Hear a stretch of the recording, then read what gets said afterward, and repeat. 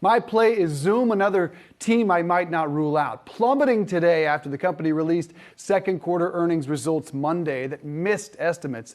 The video communications company reported $1.1 billion in revenue for the quarter, short of the $1.12 billion expected by analysts. Their CFO, Kelly Steckelberg, touted a record number of Zoom phone licenses sold in the quarter, but acknowledged, quote, revenue was impacted by the strengthening U.S. dollar, performance of the online business, and to a lesser extent, sales weighted to the back end of the quarter. Now remember, at the height of the pandemic, Zoom had a market cap of more than $100 billion. Today, it's worth about a quarter of that. A stunning fall. Shares down 75% in the last 12 months and fell 16% on reports of their earnings. But look, again, another company I might not rule out, Rochelle. Go back a couple of years, most of us had never heard of it. Now, we all use it, if not every day, certainly every week. And what we're seeing in the overall numbers is that the return to the office has just plateaued, and it may plateau forever. People appear to never be going back 5 days a week, with the notable exception of us.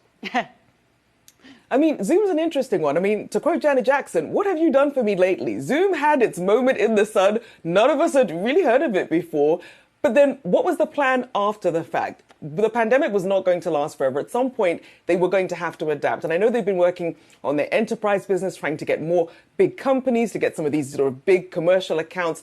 It doesn't seem to be paying off. And even in regards to the results, Tyler Radke from Citigroup said the results were even worse than expected. Now, that's really saying something when you consider how some of these pandemic darlings have fared. If this is even worse, I mean, I dare to think what happens next. The forward guidance week, I'm not sure where Zoom goes from here. Well, I think we also have to keep in mind that this is kind of a new foray here for Zoom. We talked about this dramatic growth that the company had seen during the pandemic. So we're seeing it obviously take a massive step back here. But I think this slower growth environment, we have to wait to see how Zoom adjusts to that. We certainly have seen the company take a number of steps in order to try and expand their business. I think it's too early to really count out some of those initiatives since they've only launched in the last quarter or two.